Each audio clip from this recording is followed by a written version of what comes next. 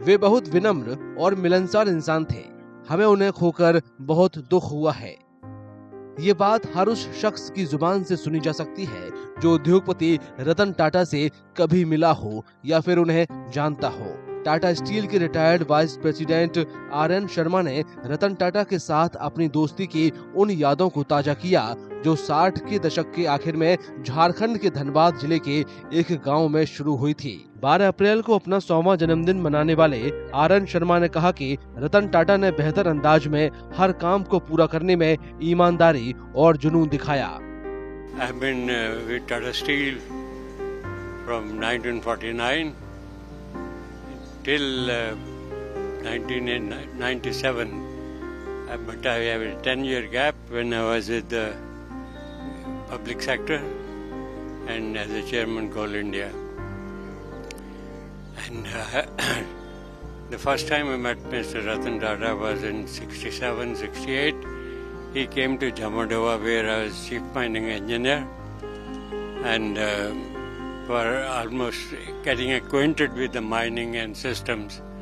So for 2 weeks he was with us, and I would take him every day, showing him the mine and all that. सबसे ज़्यादा जो हम लोग को लिए किया है, हम लोग को freedom दिया to think big and to compete not with other Indian steel plants, but with the Japanese and Germans, with the best in the world.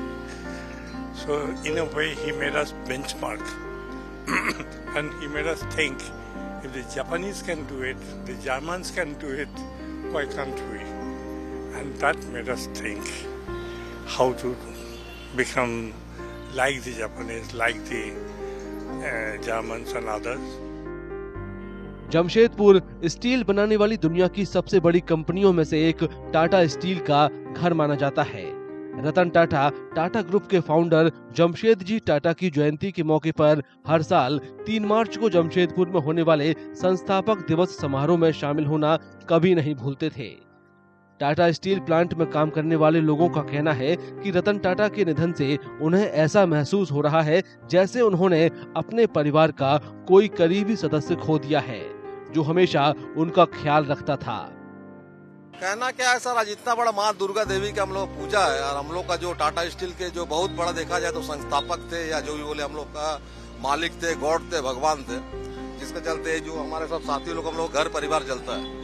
आज हम लोग दुनिया छोड़ के चल गए तो ऐसा लग रहा है सर हम लोग अकेला हो गए, हम लोग पीछे कोई नहीं है। बहुत दुखी है सर, बहुत दुखी है सर। ये माँ दुर्गा देवी का आज पूजा है, लेकिन अब घर में बच्चा उच्चा लोग है, आज वाइफ भी बोली बच्चा लोग बोले घुमाने के लिए, लेकिन अब घूमने की इच्छा नहीं हो रहा सर। लगता कोई मेरा अपना कोई मर गया। मेरे तरफ से भाई हम बहुत ही दुख है। अपना एक परिवार का जो सदस्य होता है उससे ज्यादा हम लोग को तकलीफ। और अभी रहना चाहिए, रहते तो और क्या करते हैं सर। रहने से अभी हम लोग को उम्मीद था कि हम लोग का जो वेजेस जिस हिसाब से बढ़ा हुआ है, चाहे हम लोग को अंदर में तो बहुत सारा सुविधा मिलता है, तो एक नया चीज जब भी वो जमशेदपुर आते थे 3 मार्च में, तो एक बार मतलब वर्कर के बारे में जरूरी बात करते थे। अगर हम लोग से बात तो नहीं हो पाता था, लेकिन जो भी आपका मैनेजमेंट का आदमी था उनको कुछ न कुछ इंस्ट्रक्शन दे के जाते थे। कितना ख्याल रखते थे? बहुत। एक मजदूर को जो लोग नहीं कुछ कर पा रहे थे, कम पढ़े हो, बहुत ज्यादा पढ़े लिखे भी नहीं है, उनको भी अपने शरण में लिए। टाटा ग्रुप में अपने दशकों लंबे कार्यकाल के दौरान रतन टाटा ने हजारों लोगों की जिंदगी पर गहरा असर डाला। आज जब वे इस दुनिया में नहीं हैं, तो लोगों को उनकी विनम्रता, करुणा और दूरदर्शी लीडरशिप याद आ रही है। हम लोग तो शुरुआत कर्मचारी हैं, लेकिन कर्मचारी के रूप में भी जो उन्होंने मानवता का परिचय दिया, जो मान सम्मान एम्प्लॉय को रखते थे, कहीं भी घुस जाते थे, न डर न भय।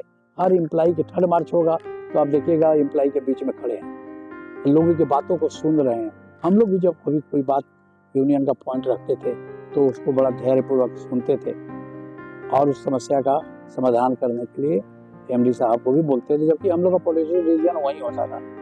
तो ऐसे व्यक्ति को हम सलाम करते हैं, और ऐसे व्यक्ति बहुत कम जन्म लेते हैं संसार में।